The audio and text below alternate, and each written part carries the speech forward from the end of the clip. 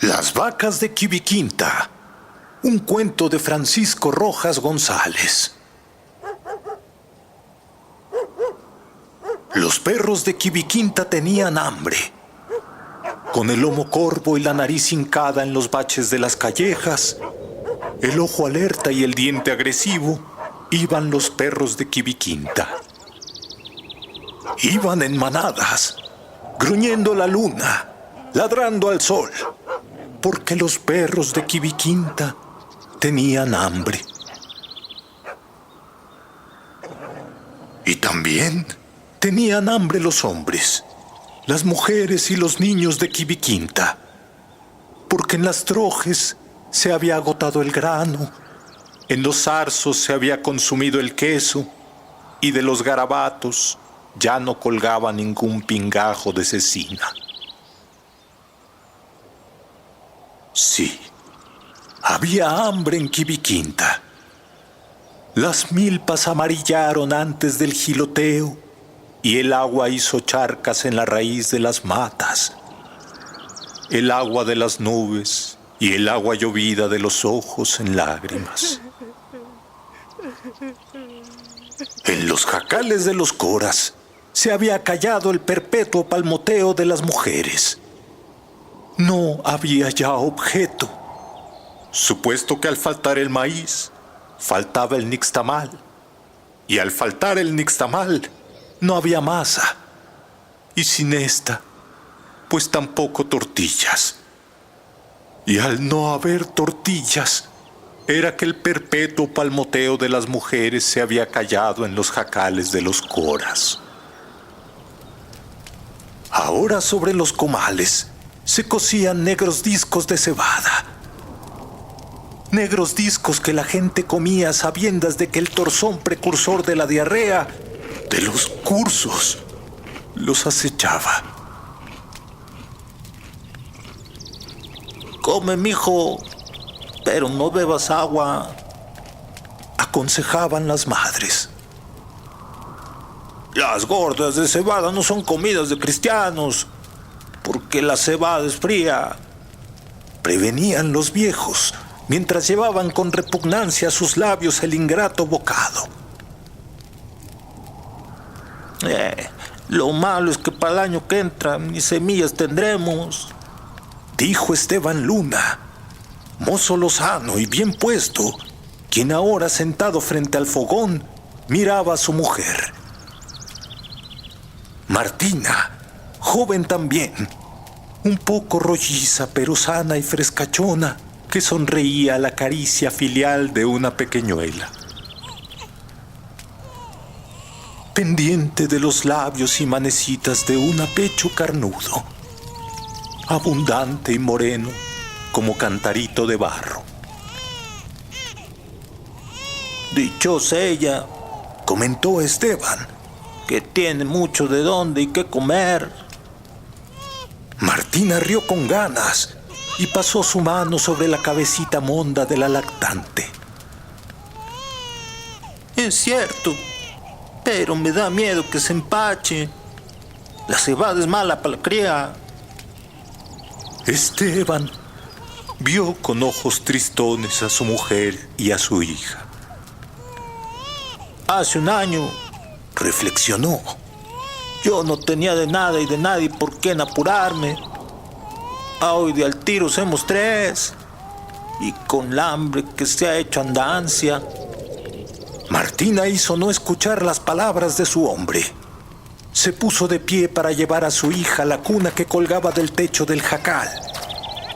Ahí la arropó con cuidados y ternuras. Esteban seguía taciturno.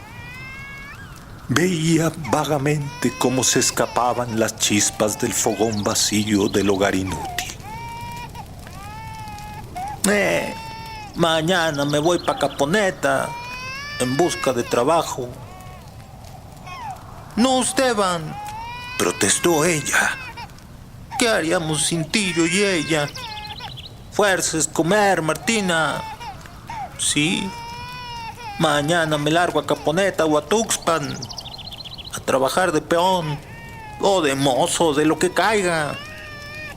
Las palabras de Esteban las había escuchado desde las puertas del jacal Evaristo Rocha, amigo de la casa.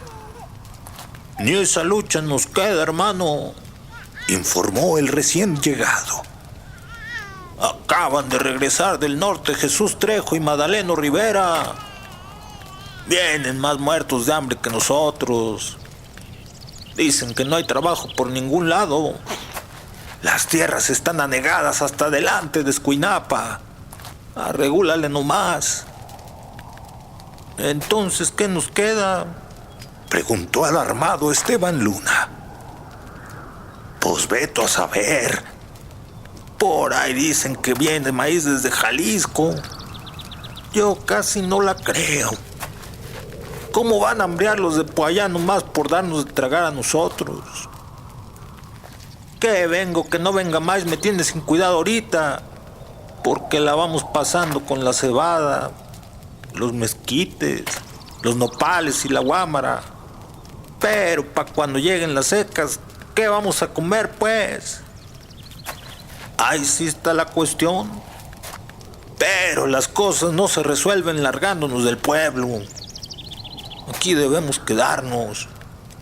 Y más tú, Esteban Luna, que tienes de quién cuidar. Aquí, Evaristo, los únicos que la están pasando regular son los que tienen animalitos. Nosotros ya echamos al hoyo el gallo. Ahí andan las gallinas sólidas y viudas, escarbando la tierra, metiéndose de pinacates y lombrices y grillos.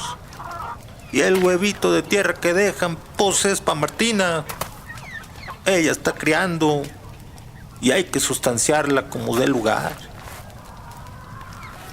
Pues don Remigio el Barbón está vendiendo leche a 20 centavos el cuartillo.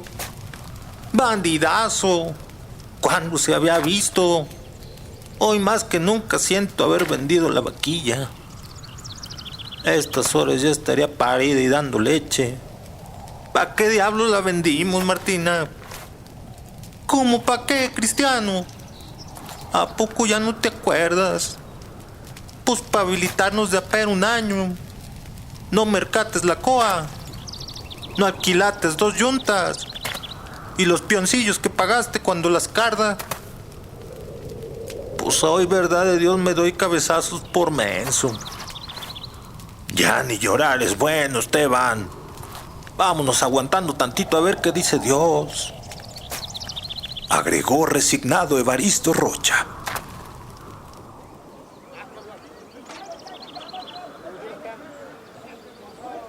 Es jueves, día de plaza en Quibiquinta. Esteban y Martina, limpiecitos de cuerpo y ropas, van al mercado, obedeciendo más a una costumbre que llevados por una necesidad, impelidos mejor por el hábito que por las perspectivas que pudiera ofrecerles el tianguis miserable, casi solitario, en el que se reflejan la penuria y el desgaste regional. Algunos puestos de verduras marchitas, lacias, una mesa con vísceras oliscadas, cubiertas de moscas, un caso donde hierven 2 o 3 kilos de carne flaca de cerdo. Ante la expectación de los perros, que sobre sus traseros huesudos y roñosos se relamen en vana espera del bocado que para sí quisieran los niños harapientos. Los niños muertos de hambre que juegan de manos, poniendo en peligro la triste integridad de los tendidos de cacahuates y de naranjas amarillas y mustias.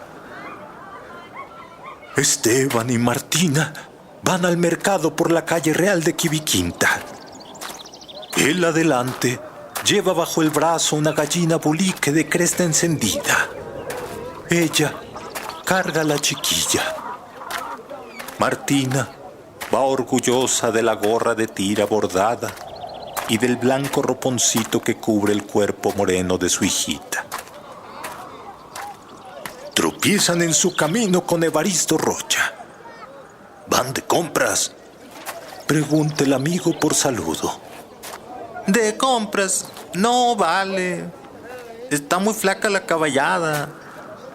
Vamos a ver qué vemos. Yo llevo la bulique por si le hallo merchante. Si eso ocurre, pues le merco a esta algo de plaza. Que así sea, vale. Dios con ustedes. Al pasar por la casa de don Remigio el Barbón, Esteban detiene su paso y mira sin disimular su envidia, como un peón ordeña una vaca enclenque y melancólica, que aparta con su rabo la nube de moscas que le envuelve. Bien hagan los ricos. La familia de don Remigio no pasa ni pasará hambre. Tiene 3 vacas. De malas cada una dará sus 3 litros. 2 para el gasto y lo que sobra pues para venderlo. Esta gente sí tendrá modo de sembrar el año que viene. Pero uno... Martina mira impávida a su hombre. Luego, los dos siguen su camino. Martina descorteza con sus dientes chaparros, anchos y blanquísimos, una caña de azúcar.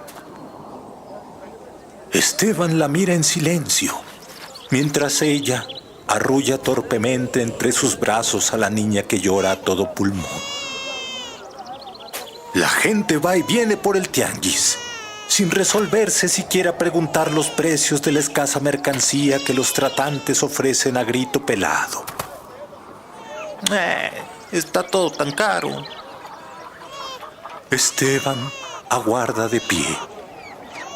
Tirada entre la tierra suelta, alea rigurosamente maniatada la gallinita bulique.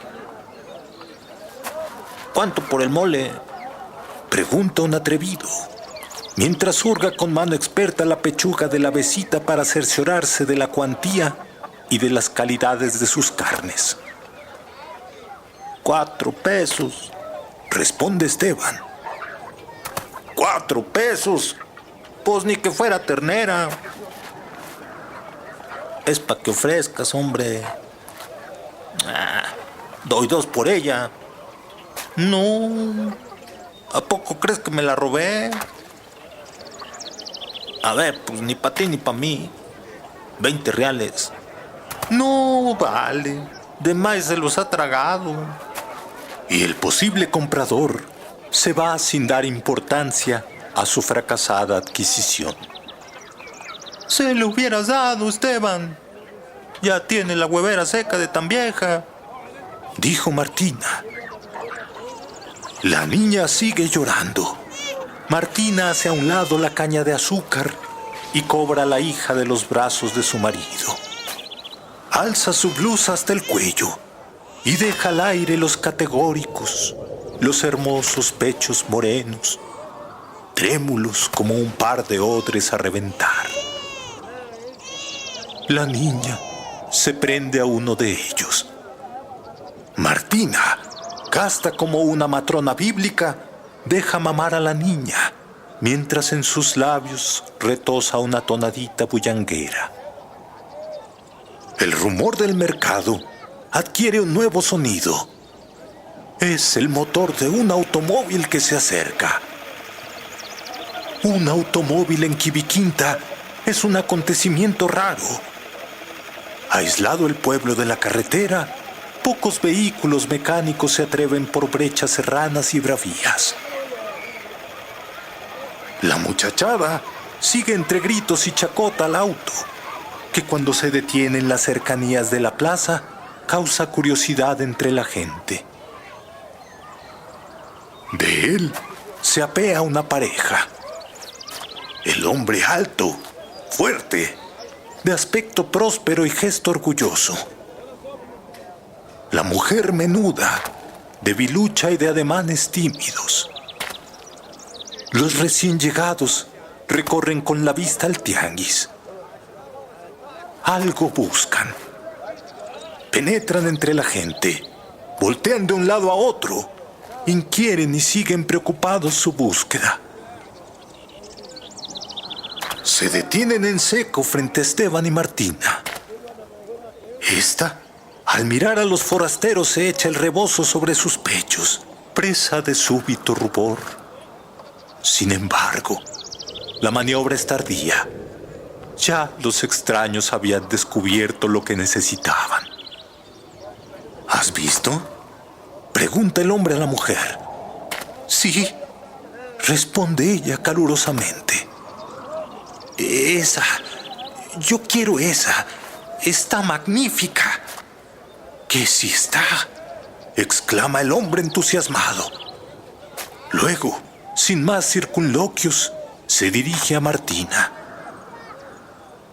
Tú, ¿no quieres irte con nosotros? Te llevamos de nodriza a Tepic para que nos críes a nuestro hijito.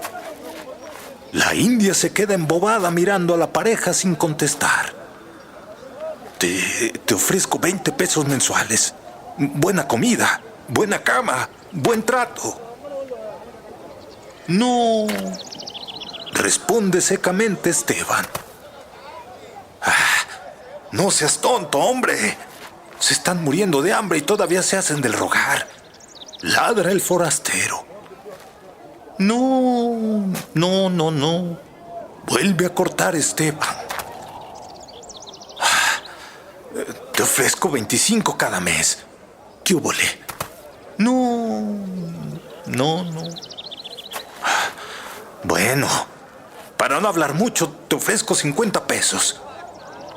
Da 75 pesos y me llevo media leche, propone inesperadamente Martina. Esteban mira extrañado a su mujer. Quiere terciar, pero no lo dejan. Caray, 75 pesos. Bueno, te ofrezco 75 pesos de leche entera. ¿Quieres? Esteban se ha quedado de una pieza y cuando trata de intervenir, Martina le tapa la boca con su mano. Quiero, responde ella, y luego al marido mientras le entrega a su hija. Anda, la crías con leche de cabra medida con arroz. A los niños pobres todo les asienta. Yo y ella estamos obligadas a ayudarte. Esteban maquinalmente extiende los brazos para recibir a su hija. Y luego, Martina, con gesto que quiere ser alegre, dice: si don Remigio el Barbón tiene sus vacas, ¿de dónde sacar el avión para el año que entra? Tú, Esteban, también tienes la tuya, y más rendidora. Sembraremos el año que entra toda la parcela, porque yo conseguiré el avío. Vamos, dice nervioso el forastero, tomando del brazo a la muchacha. Cuando Martina sube al coche, llora un poquitín. La mujer extraña trata de confortarla. Estas indias Cora, acota el hombre, tienen fama de ser muy buenas lecheras. El coche arranca. La gente del tianguis no tiene ojos más que para verlo partir. Esteban llama a gritos a Martina. Su reclamo se pierde entre la algarabía. Después, toma el camino hacia su casa. No vuelve la cara. Va despacito, arrastrando los pies. Bajo el brazo, la gallina bulique. Y apretada contra el pecho, la niña que gime huérfana de sus 2 cantaritos de barro moreno. Fin. Si te ha gustado el relato, suscríbete y comparte. Gracias.